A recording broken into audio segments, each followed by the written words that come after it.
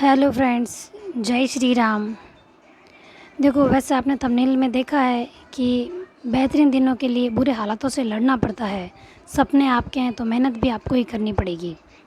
तो देखो, ये वीडियो उन हाउसवाइफ के लिए है जिनकी सिचुएशन कभी कभार ऐसी हो जाती है कि वो पढ़ नहीं पाती है, और अगर बच्चा बीमार हो जाए तो बच्चे को संभालते हुए उसके लिए कुछ देखो अलग खाना भी बनाना पड़ जाता है। उसको रोटी वगैरह नहीं भाती है तो जैसे मैं सूजी का कुछ बना देती हूँ, उसमें पालक डाल देती हूँ ताकि उसकी तबीयत ठीक रहे, पेट भी दर्द नहीं हो। तो मैं उसके लिए बना लेती हूँ, और भी घर के जो सदस्य हैं उनके लिए भी खाना बनाती हूँ। जैसे मैंने आज राजमा चावल और रोटी बनाई। तो देखो, हमको है ना बच्चे के साथ टाइम स्पेंड भी करना पड़ता है, क्योंकि वो चिड़चिड़ा हो जाता है जब वो बीमार होता है, और इस समय उसकी अनुकरण की अवस्था है, वो हमें देख के सीखता है।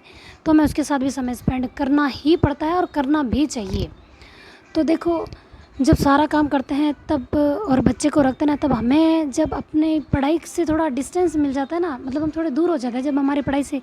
लेकिन फैमिली में कोई मेंबर ऐसा नहीं होता जो हमें ये बोल दे कि सारे काम छोड़ो और पढ़ाई कर लो। कोई नहीं बोलते। ये जो आप अभी वीडियो देख रहे हो ना, वीडियो के अंदर के मिट्टी के लड्डू बना रही हूँ मैं और बच्चों के साथ हूँ। तो देखो, ये है मेरी मम्मी के घर का वीडियो। जब मैं मेरी मम्मी के घर गई थी तो मैं बच्चों के साथ अपना टाइम स्पेंड करती हूँ, क्योंकि बच्चे जो सवाल पूछते हैं ना, ऐसा क्यों है, ये कब होगा, ऐसा कैसे होता है, या फिर हम बड़े हो कैसे बनेंगे, ये करेंगे।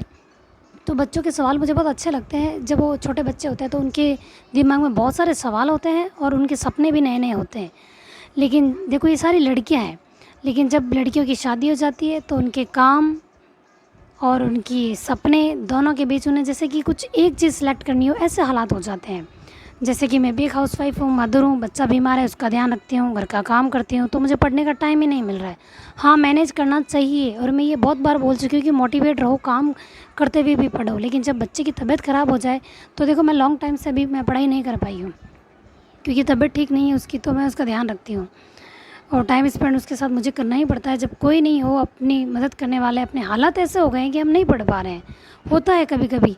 लेकिन जब भी पढ़ने बैठेंगे ना, तब कंसंट्रेट करके पढ़ेंगे कि जो हालात अब हमारे हैं उनसे हमें ही लड़ना होगा, हमें ही पढ़ना होगा। तो देखो, हमारे हालात हमें सुधारने के लिए, हमें अच्छे दिन लाने के लिए कोशिश करनी होगी, क्योंकि सपने भी हमारे हैं।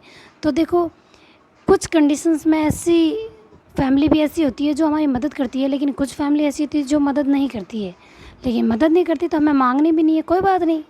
जब उन्हें हमारे सपने नज़र नहीं आ रहे हैं कि हम भी कुछ करना चाहते हैं, तो अब में हमारे सपने हमें खुद को देखने हैं। तो देखो, फैमिली में कोई ऐसा मेंबर नहीं मिलेगा जो आपको ये बोलेगा कि चलो हम बच्चे को संभाल लेते हैं, या घर के काम में मदद कर देते हैं, थोड़ी बहुत तुम पढ़ाई करो।